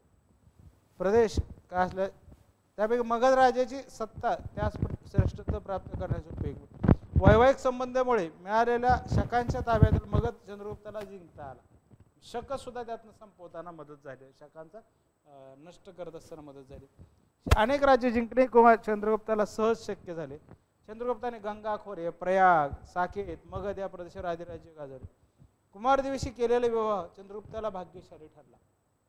त्याने आपल्या व आपल्या पत्नी कुमारदेवी हिच्या नावाची नाणी पाडली. त्याचप्रमाणे त्याने आपल्या राज्यारोहणाच्या तारखेपासून म्हणजे फेब्रुवारी 320 पासून नवीन वर्षगणना सुरू केली. त्याला गुप्ता संवत म्हणलेलं, गुप्ता इरा, गुप्ता पर्व, गुप्ता काळ सुरू झालेला 320 ला दिसतो. त्याच्या कारकिर्दीच्या अखेरीस गुप्त राज्याचा विस्तार अवध बिहार कोसल प्रयाग तिरहत अलाहाबाद मगध या प्रदेशात झाला. गुप्त वंशातील पहिला स्वतंत्र सार्वभौम राजा म्हणजे घटोत्कच पुत्र प्रथम चंद्रगुप्त. गुप्त शकांचे प्रथम वर्ष 320 मध्ये गादीवर आला. बिंबिसारा श्रेष्ठ पूर्वीसुरीप्रमाणेच याने आपल्या जीवनात केव्हा तरी वैशालीची किंवा नेपाळच्या लिच्छवी म्हणजे काय म्हणता येईल की बिंदुसारांना पण आपल्याला केलेलं दिसतं बघा. काय सॉरी बिंबिसारनं सुद्धा लिच्छवीच्या कन्येसोबत विवाह केला दिसतो. तसं आपल्याला एक प्रश्न तसाही बनवता येऊ शकतो. बाबा समुद्रगुप्तासारखं खालील कोणत्या राजाने लिच्छवीशी वैवाहिक संबंध जोडलेले दिसतात. काय चंद्रगुप्ताबरोबर खालील कोणत्या राजाने लिच्छवीशी वैवाहिक संबंध बिंबिसार अशोका अजातशत्रू हे आपण पाहिलं. बिंबिसार अजातशत्रूचा वडील म्हणजे मगधाच्या सुरुवातीला. नंतर ते मामाने मदत केली त्याला अजातशत्रू मग भाचा मामावर वर्चस्व राहिलेलं आपण तेही बघितलं. म्हणजे आपल्या लिच्छवीसोबत दोन लोक वैवाहिक संबंध जोडताना दिसतात. एक तर आहे चंद्रगुप्त पहिला, दुसरा आहे तो बिंबिसार. हे आपल्याला यातनं काही लाईन लेंथ कळते बघा. प्रश्न तसा जर बनवला आपल्या तर काय व्हावा, प्रश्न काय बनवला, एक प्रश्न आपण इथं बनवू. खालीलपैकी कोणत्या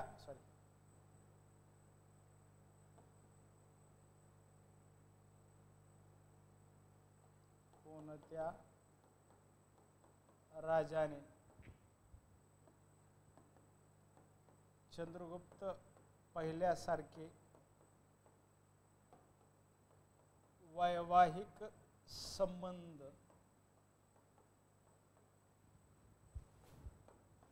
लिच्छवी सोबत जोडले. मॅट्रिमोनियल अलायन्स केला आपण. त्याच्यामध्ये घेतला एक घेतला बिंबिसार घेतला, दुसरा घेतला बिंदुसार, तिसरा घेतला अशोका आणि चौथा घेतला काय अजातशत्रू. आता सांगा काय प्रश्न येईल बघा, उत्तर काय येईल सांगितलं. आता सगळं एक्सप्लेन केलेलं आहे आता मी, त्याच्यातच हा प्रश्न बनवलेला आहे.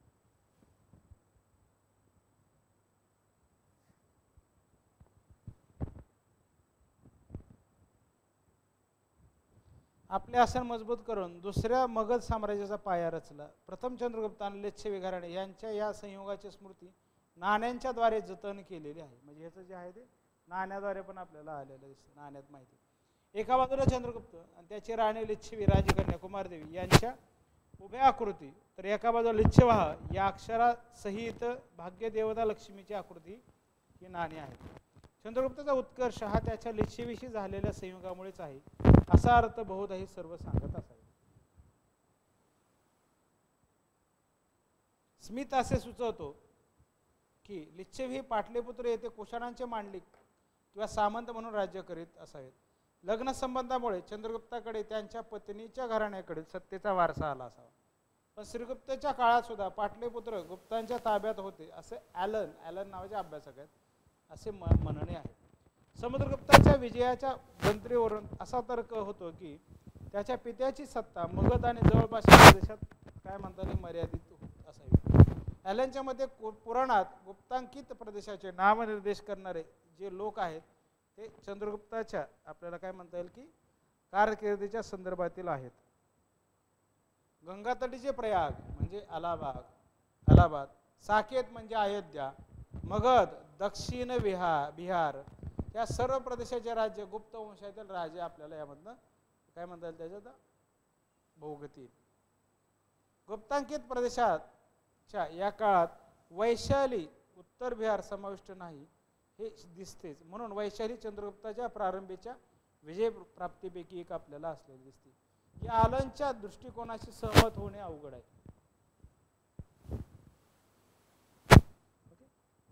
समजले का इथपर्यंत बघा. याचं उत्तर आहे बघा बिंबिसार. बिंबिसारने बी आपल्याला लिच्छवी सोबत वैवाहिक संबंध आले म्हणजे लिच्छवीची कन्यासोबत विवाह केला. आता आपण बघूया Samudragupta. We will talk about right now about Samudragupta. समुद्रगुप्ताबद्दल एक विधान केलं गेलं होतं बघा. कोणी केलं होतं बघा. Samudragupta is the Napoleon of India. Samudragupta is a Napoleon of India नावाचं विधान केलं होतं.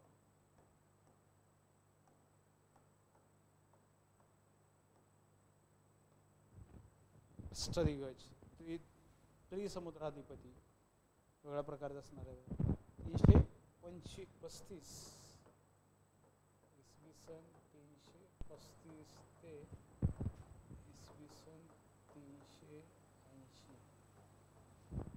सांगा काय काय जे काय माहीत असेल ते सांगा. जे whatever you know about the Samudragupta you have to tell मी.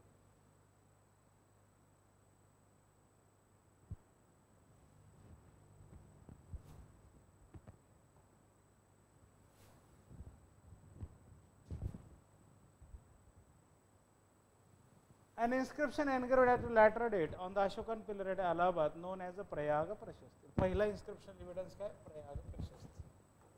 आपण प्रयाग प्रशस्ती. Give us information of Samudragupta accession and conquest. आक्रमण आणि मोहिमा काय म्हणतात की मोहिमा याबद्दलची माहिती आपल्याला यातनं मिळते. Harisena, an important official of the state, had composed 33 lines. 33 ओळी आपल्याला काय एनग्रेव ऑन द पिलर त्या स्तंभलेखावरती लिहिले गेलेले असतात हरिसेनच्या. Inscription mentions that Maharaja Dhiraj Chandragupta first in a highly emotional tone declared his son Samudragupta as his successor. एकदम भावनिक स्वरूपामध्ये समुद्रगुप्ताची वारसदार म्हणून नेमणूक केलेली. This caused joy among the courtiers. दरबारात असणाऱ्या लोकांना त्यातनं अतिशय आनंद झाला. Those of equal birth. It can be pressured that the other princes might have put forward their contending claim, which were put to rest by his declaration. The discovery of some gold coins bearing the name of Kacha has generated a controversy relating to this. The controversy has arisen because in many respects Kacha's coins are similar to that of the coins of Samudraguptaच्या बरोबर असलेले कच्च्याचे coin. The name of Kacha does not appear in the official list of Gupta ruler as they are available in the Gupta inscription. गुप्ताच्या काळातल्या याच्यामध्ये आणखी काय त्याच्याबद्दल जास्त वेगळे interpretation आहेत बघा. According to one interpretation, Samudragupta's brother revolted against him and placed Kacha, the eldest brother, on the throne. However, he died in the war of succession. एक असं त्याबद्दलचं विश्लेषण सांगतं की समुद्रगुप्ताचा वरिष्ठ जे भाऊ आहे कोण कच्चा याला काही लोकांनी पदावर बसवलं गेलं पण वारसा युद्धामध्ये वॉर ऑफ सक्सेशनमध्ये त्याला मृत्यू झालेला दिसतो. दुसरा आणखी एक दुसरा दृष्टिकोन आहे की जे कॉईन आहेत हे समुद्रगुप्तानेच पाडलेले आहेत आपल्या भावाच्या स्मरणार्थ. नाणी सापडलेले कच्च्याची जी नाणी सापडलेले आहेत कच्च्या अशोका आपल्या समुद्रगुप्ताचा मोठा भाऊ यांना आपल्या भावाच्या स्मरणार्थ ही नाणी पाडलेली असावी. थर्ड व्ह्यू काय Kacha is the initial name of Samudragupta and later name was adapted only after the conquest of south. असाही अर्थ लावला जातो की समुद्रगुप्ताचं सुरुवातीचं नावच कच्चा असावं नंतर त्यांना दक्षिण भारत ताब्यात घेतलं का दक्षिणेकडची मोहीम केल्यानंतर त्यांना मग समुद्रगुप्त हे नाव धारण केलं असं. असे तीन वेगवेगळे आपल्याला इंटरप्रिटेशन आपल्याला या कच्च्या ह्याबद्दल दिसतात. There is a no solution to the controversy as each view has argument in favour or against. म्हणजे काही एक मत आपलं झालं नाही वेगळ्या प्रकारचे त्याचे समर्थन आणि विरोधात आपल्याला दिसतात. We could only say that since the number of Kacha coins found so far is somewhat limited, his hold over the throne could have been a very short duration. Also that Samudragupta, in spite of Chandragupta's abdication, did face problem in relation to accession to the throne, but ultimately emerged various. The Prayag Prashasti of Samudragupta. हे अशा प्रकारचे 33 line संस्कृतमध्ये लिहिले. आता ते वेगळा तुम्हाला DC सरकारांचा आहे बघा इन्स्क्रिप्शन नावाचं अभिलेख नावाचं पुस्तक आहे बघा. दीपेशचंद्र सरकार यांचं पुस्तक आहे बघा इंग्रजीमध्ये आणि मराठीत पण आहे बघा कॉन्टिनेंटलनंच केलेलं आहे. त्याच्यात नाही तुम्हाला ह्या 33 ओळी तुम्हाला वाचता येतील का त्याच्याबद्दलची माहिती करून घेता येईल. आपण त्याचा विस्तार बघण्या अगोदर आपण काय बघा समुद्रगुप्ताबद्दलचे आणखी काही माहिती आहेत का ते बघूया बघा. त्याच्या ओरिजिनबद्दल काय बघा. प्राचीन भारतातील पराक्रमी कुशल संघटक विद्वान राजा म्हणून समुद्रगुप्ताला सर्वश्रेष्ठ स्थान मिळाले. समुद्रगुप्त पराक्रमांक अशी त्याची तत्कालीन ओळख होती. 70 येता समुद्रगुप्ताने साम्राज्य विस्ताराचे धोरण अवलंबले एक्सपान्शन पॉलिसी सुरुवात केली. चंद्रगुप्ताच्या काळात प्रयाग कोसल अलाहाबाद बिहार एवढाच मर्यादित प्रदेश गुप्तांच्या अधिपत्याखाली होता. साम्राज्य विस्तार ही सहज गोष्ट नव्हती कारण त्यावेळची राजकीय परिस्थिती अतिशय अवघड होती. सर्व उत्तर भारत छोट्या राज्यांमध्ये विभागला होता आणि परकीय आक्रमणाचा धोका संभवत होता. छोट्या राज्यांची राजकीय व्यवस्था ही एकाच प्रकारची नव्हती. काहींमध्ये राजसत्ता होती तर काही गणराज्य होती. कलिंग आणि रिच्छ ही 2 मोठी राज्य होती. विंध्य प्रदेशात अनेक छोटी राज्य होती. गुजरात बंगाल विभागला गेला होता. दक्षिणेत चोल चेर पांडे आणि पल्लव यांची स्वतंत्र राज्ये त्यांच्या परस्परात सतत संघर्ष चालू. अशा परिस्थितीत समुद्रगुप्ताला आपल्या दिग्विजयी साम्राज्य विस्ताराचे धोरण अंमलात आणणे सोपे नव्हते. म्हणजे एवढ्या ठिकाणी असं वेगळ्या प्रकारचा संघर्ष चालू होता. मग त्यातनं तुम्ही कशा पद्धतीनं साम्राज्य विस्तार करणार हा महत्त्वाचा प्रश्न समुद्रगुप्तासमोर होता. विरोध करणारे शेजारचे 2 राजे म्हणजेच पाटलीपुत्रचा कोटकुल आणि मथुरा पद्मावतीचे नाग हे आपल्याला शेजारचेच असणाऱ्या लोकांनी विरोध केलेला दिसतो. समुद्रगुप्ताने पाटलीपुत्रावर प्रथम हल्ला केला परंतु शेजारच्या नागवंशीने त्यास कडवा विरोध केला. त्यांचा पराभव करून तो नंतर पाटलीपुत्रकडे वळाला. पाटलीपुत्रचे कोटकुल यांचाही त्याने पराभव करून पाटलीपुत्रवर ताबा मिळवला. मगधाची राजधानी पाटलीपुत्र आपल्या ताब्यात आल्यानंतर समुद्रगुप्ताचा राज्य विस्ताराचा उत्साह आणखी वाढवला. नंतरच्या काळातील आपल्या साम्राज्य विस्ताराच्या मोहिमा त्यांनी पाटलीपुत्रमधूनच कार्यान्वित केलेल्या दिसतात. समुद्रगुप्त पराक्रमांक असं म्हणतात.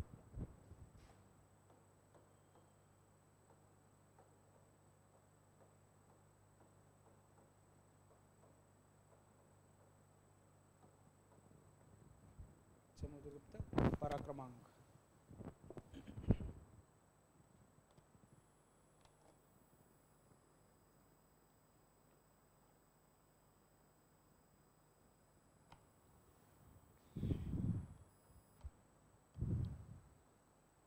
प्रथम चंद्रगुप्त त्याचा पुत्र समुद्रगुप्त निश्चित कोणत्या वर्षी गादीवर आला हे ज्ञान नाही.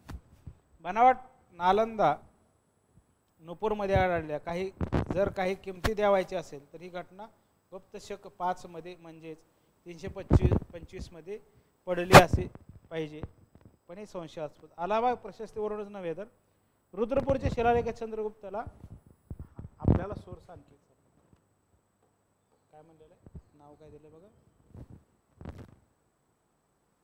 रुद्रपूरच्या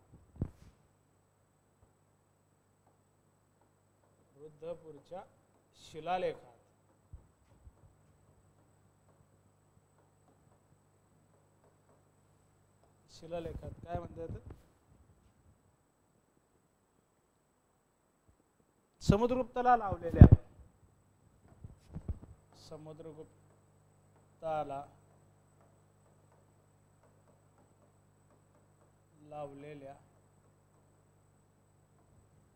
काय म्हणतात, कुठल्या दिलेलं आहे,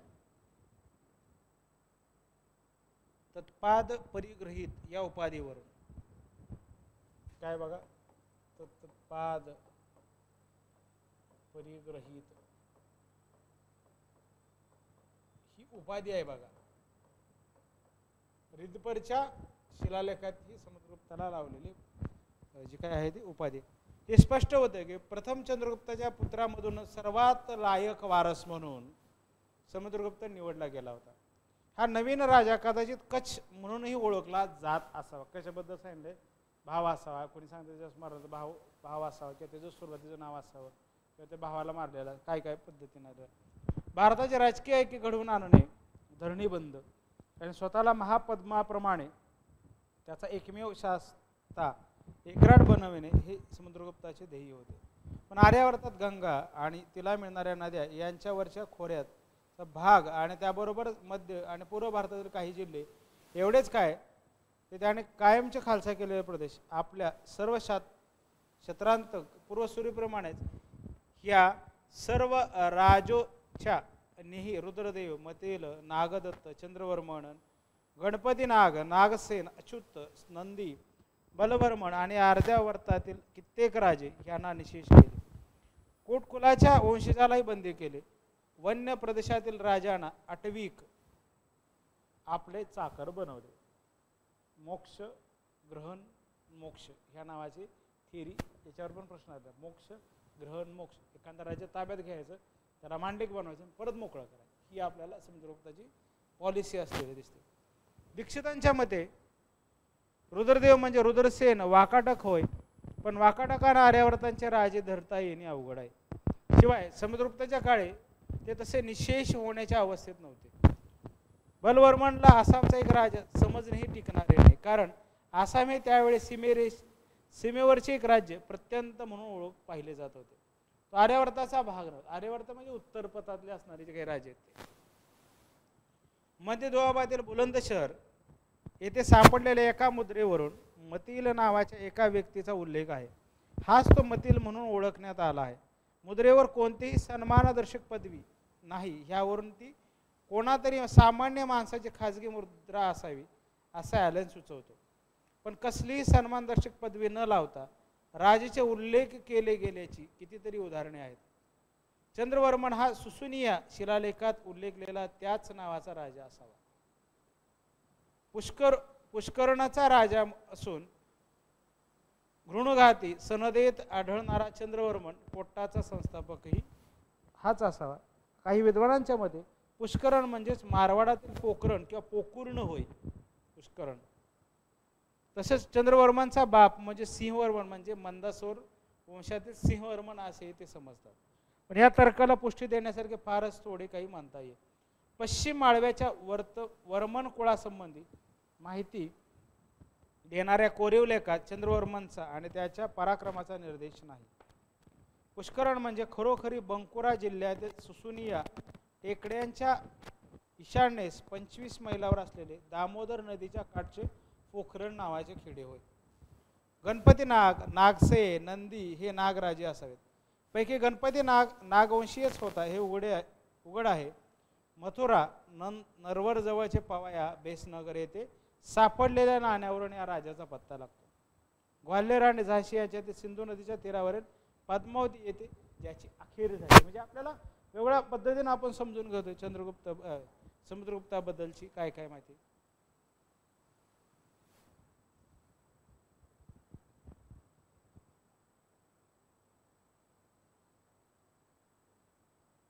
ओके, चला आता आपण काय म्हणता येईल की अलाहाबाद स्तंभलेख यामध्ये आपल्याला स्तंभलेखात समुद्रगुप्ताची महत्त्वपूर्ण माहिती मिळते. अलाहाबाद येथील अशोकाच्या स्तंभलेखात समुद्रगुप्ताच्या काय प्रशस्तीचा उल्लेख आढळतो. तो समुद्रगुप्ताच्या अलाहाबाद स्तंभलेख या नावाने प्रसिद्ध आहे. यामध्ये काय काय सांगितलेलं आहे बघा, पुढं काय काय सांगितलेलं आहे. त्यातील माहितीवरून हा उल्लेख समुद्रगुप्ताने आपल्या अश्वमेध यज्ञापूर्वी कोरलेला असावा. म्हणजे अश्वमेध नावाचा यज्ञ याने केलेला आहे.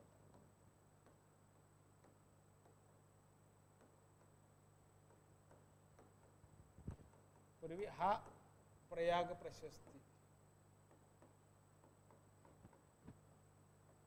अश्वमेध करण्यापूर्वी कोरलेला असावा. अश्वमेध यज्ञ करण्यापूर्वी कोरलेला असावा.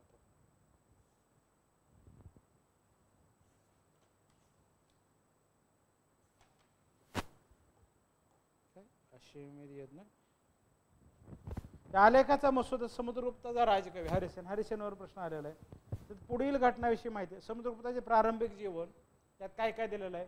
तर समुद्रगुप्ताचे प्रारंभिक जीवन, सुरुवातीचं जीवन काय आहे, प्रारंभिक जीवन, त्याचबरोबर काय व शिक्षण काय झालेलं आहे, कसं आहे, काय सगळं त्यामध्ये दिलेलं आहे. त्यानंतर चंद्रगुप्ताचा उत्तराधिकारी समुद्रगुप्ताची निवड झालेली आहे. त्यामुळे असंतुष्ट झालेले नातेवाईक व बंधू तुल्य कुल्लोज समुद्रगुप्ताने पराभूत केलेले 3 शेजारी याची माहिती आपल्याला दिसते. समुद्रगुप्ताने पराभूत केलेले 3 शेजारी याची नावे आपल्याला त्यामध्ये दिसतात. 3 शेजारी. दक्षिणेतील मोहिमेत 12 राजांचा पराभव याची माहिती मिळते. त्याची नाव आहेत बघा. दक्षिणेतील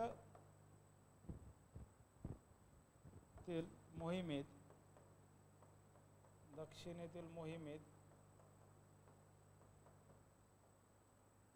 12 राज्यांचा पराभव. त्यानंतर उत्तरेकडे 9 नरेशांचे उच्चाटन. उत्तरेतील 9 नरेशांचे उच्चाटन. पूर्वेकडील वन्य प्रदेशातील 5 प्रमुख राजांवर प्रभुत्व. पश्चिम भारतातील निरनिराळ्या जमातीतील 9 नरेशांची शरणागती विदेशी राजाकडून नजराने आपल्याला आलेले दिसतात. याची माहिती. समुद्रगुप्ताचा स्वभाव, योग्यता व कामगिरीविषयीची प्रशंसा याविषयी मौलिक माहिती अलाहाबाद स्तंभलेखात कोरलेली आहे. पण या स्तंभलेखात काळाचा उल्लेख नाही. ही गोष्ट इतिहासकारांना फारच खटकते. म्हणजे त्यातनं ऐतिहासिकता कशी असणार ह्याबद्दल प्रश्न विचारलेला दिसतो. प्रारंभिक जीवन, सिंहासनारोहण. चंद्रगुप्त प्रथमची पटराणी लिच्छवी राजकन्या कुमारदेवी हिच्या पोटी समुद्रगुप्ताचा जन्म झाला. चंद्रगुप्ताने त्याला राजपुत्राप्रमाणे बौद्धिक व लष्करी शिक्षण दिले आणि समुद्रगुप्ताची शैक्षणिक प्रगती वाखाणण्यासारखी होती. तो अनेक शास्त्रे व कला यात पारंगत होता. समुद्रगुप्ताने पित्याच्या कारकिर्दीत अनेक लढायात महत्त्वाची कामगिरी बजावली. सम्राटाला आवश्यक अशा सर्व गुणवैशिष्ट्यांमुळे चंद्रगुप्ताला आपल्या सर्व पुत्रांमध्ये तो अधिक आवडू लागला. म्हणूनच समुद्रगुप्त वडील पुत्र नसताना सुद्धा चंद्रगुप्ताने सरदार बैठक बोलवून समुद्रगुप्ताला आपला वारस जाहीर केले. सरदाराला आनंद झाला, पण समुद्रगुप्ताचे बंधू व त्यांचे नातेवाईक समुद्रगुप्ताचा मत्सर किंवा द्वेष करू लागले. समुद्रगुप्ताने स्वतःला पितृ अपेक्षाप्रमाणे सिद्ध केले. समुद्रगुप्त केव्हा पादारूढ झाला याविषयी निश्चित माहिती नाही. त्यामध्ये काय आपल्याला दिसतं, दिग्विजयाची पूर्वतयारी. समुद्रगुप्तास गादी मिळाल्यामुळे असंतुष्ट झालेल्या बंधुवर्ग व संबंधी वृंद समुद्रगुप्ताने आपल्या शौर्याने काय म्हणलं जातं व बुद्धी कौशल्याने शांत केलं. सर्वांनी पश्चाताप करून व्यक्त करून समुद्रगुप्ताविषयी प्रेमादर प्रदर्शित केलेला दिसतो. गुप्त साम्राज्याच्या शेजारी पश्चिमेस अनेक शक्तिशाली नागराजांची राज्य होती. त्यात अहिछत्रचा अच्युत नाम, मथुरेचा नागसेन आणि गणपती नाग हे 3 बलिष्ठ राजे यांचाही पराभव केलेला दिसतो. उत्तर भारतावर नागवंशाचे सार्वभौमत्व असावे असे त्यांना वाटत असावे. त्यामुळे त्यांचा समुद्रगुप्ताशी संघर्ष सुरू झाला आणि त्या 3 नागराजांचा समुद्रगुप्ताने पराभव केला. अशा रीतीने स्वतःचे सिंहासन व साम्राज्य निष्कंटक केल्यावर जगावर राज्य करावे या पित्याच्या आज्ञागर्भ आशीर्वादाप्रमाणे समुद्रगुप्त दिग्विजयास निघाला. ते झालं बघा समुद्रगुप्ताचे लाईफ, अर्ली लाईफ अँड जे काय म्हणतात त्याला सिंहासनारोहण, म्हणजे त्याच्यामधलं जे काय आहे ते त्याचं जे काय सम्राट होण्यापासून तिथनं आपल्याला आता बघायचं आहे. पुढचा भाग आपण बघूयात. बघा त्याचा जो विस्तार आहे तो बघूया.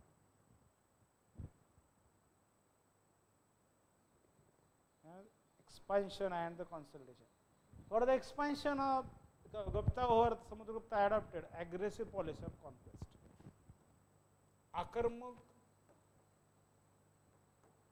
आक्रमणाचं धोरण.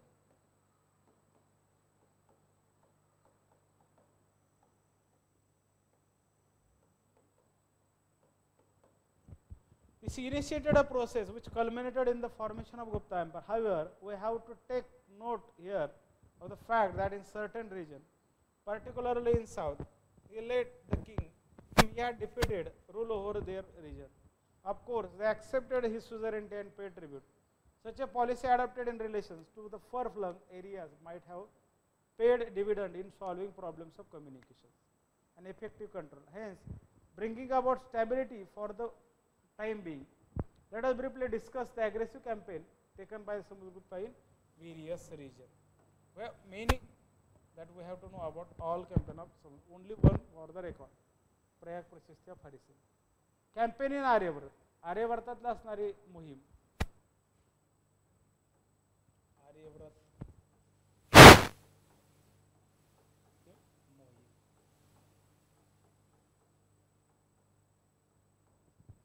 काय बघा. Some historians are of the view that Samudragupta carried his victorious campaign of Aryavarta at one time. However, some other historians assume that Prayag Prashasti mentions the conquest of Samudragupta in the chronological order. The opinion that there were 2 campaigns in North India. This is because the Prashasti first mentioned 3 Aryavat kings. पहिले आपण 3 जे राज्य बघितले. And it goes to mention his southern campaign. Nagan mentions 9 Aryavat kings. They appear that taking advantage of the war of succession, which Samudragupta had to face certain ruler attempted to establish their dominance. It might be in this context the Samudragupta defeated Achyuta, Nagsen and Kottakulaj. हे आपण पाहिलं शेजारचे जे राजे आहेत त्याला अच्युत आहे, नागसेन आहे, कोट्टाकुलज. There are no details regarding this conquest or regarding the identity of the specific region over which they ruled. However, historians have identified the Achyut was over the Ahichatra and Nagsen over the Gwalior and Kottakulaj were the Kotta family in the East Punjab and Delhi. The difference continued to prevail over this identification. It is clear that Samudragupta, after defeating them, established firm control not only on the Ganga, गंगेच्याच खोऱ्यावर नाही तर त्याच्या आसपासच्या प्रदेशावर त्यानं आपल्याला काय म्हटलं जातं कंट्रोल मिळवलेलं दिसतं. काय कंट्रोल मिळवलेलं दिसतं. उत्तर भारतातील राजे काबीज केलेले दिसतात.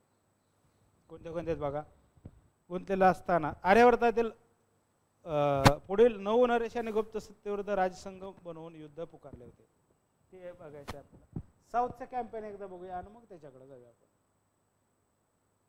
Campaign in South, the Prayag Prashasti mentioned the 12 rulers from the Dakshin Path or the South India who were defeated by समुद्रगुप्ताने 12 जे आहेत 12 राजे त्यांना पराभूत केलं दक्षिणेतल्या. त्यांची नावं येत आहेत बघा, लिहून घ्या. दक्षिणेतील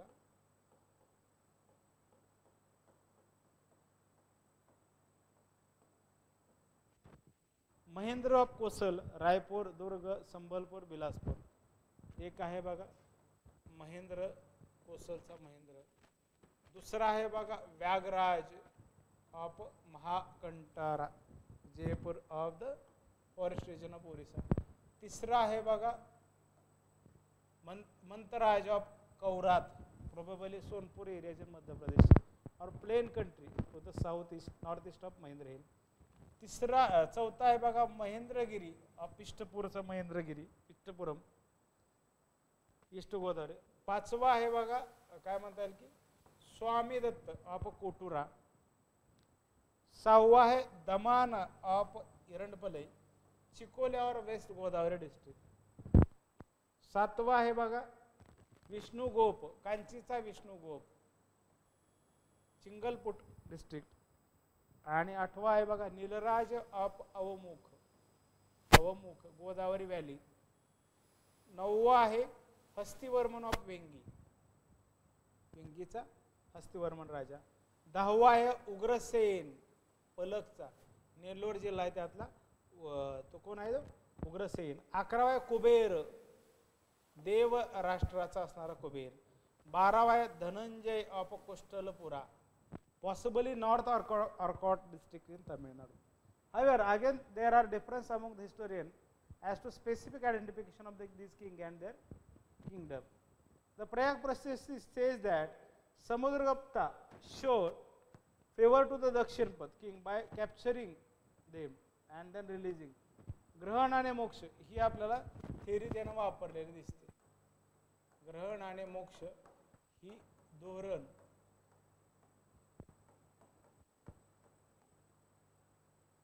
हे धोरण समुद्रगुप्ताने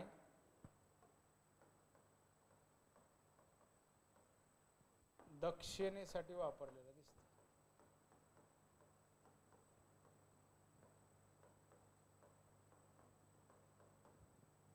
प्रयोग फर्स्ट कॅप्चर करायचं, त्यानंतर रिलीज करायचं. He pursued a completely different policy with regard to the kings of आर्यवर्तांसाठी वेगळं धोरण होतं आणि दक्षिण पथासाठी वेगळं धोरण होतं. दोन्ही गोष्टी वेगळ्या. He not only defeated them but also annex their territories which become integrated to the Gupta empire. हे दक्षिण उत्तरेसाठी काय त्यांचं राज्य ताब्यात घेतलेलं. North Indian king defeated by the Samudragupta were Rudradeva, Rudradvaya, Matila, Nagadatta, Chandravarma, Ganapati Naga, Nagasena, Archaya, Nandi, Balavarma, others हे आपल्याला उत्तरेकडचे राजे. It is possible to identify all of them but it is too certain that they were ruling in different part of northern India. Some of them were obviously Naga ruler who had been powerful in several regions like Gupta, rulers like Chandravarman who ruled in West Bengal represented new ruling family. The Prashasti further says that Samudragupta reduced all states in the forest region to the position of servants. त्यांना काय म्हणतात कामगारच बनवलं दिसतं forest मधले Atavika. In another कॅटे are mention in the Samatata in south east Bengal, Kamarupa in the Assam, Nepal in Nepal. Other the republican states of the Malava, Yaudheya, Madraka and the Aviras.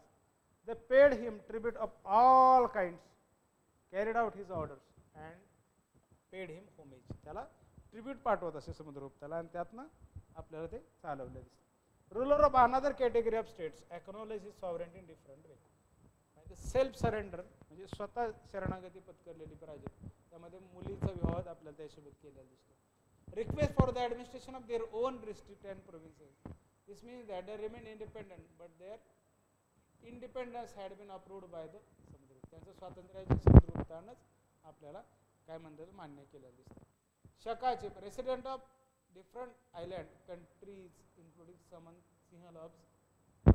Many of the claims made by Harisin, the composer of Prayag, are highly exaggerated, but many of the claims are also genuine. The military foundation of Gupta memoirs his successor. म्हणजे काही जरी झालं तरी कितीही अतिशयोक्ती जरी आपल्याला वाटलं कुणाचं लेखन हरिसेनचं तरी ते महत्त्वाचं आहे. If it is exaggerated also but important according to the history. म्हणजे त्यात अतिशयोक्ती जरी असले तरी ते महत्त्वाचा भाग म्हणून आपल्याला या ठिकाणी वाचायला लागतो. ओके, आज आपण चंद्रगुप्ताची थोडंसं पॉलिटिकल एक्सपान्शन बघितलं. उद्या आणखी त्याच्यामध्ये डिटेलमध्ये बघूयात बघा. ओके, चल आज आपण या ठिकाणी थांबूयात. थँक्यू.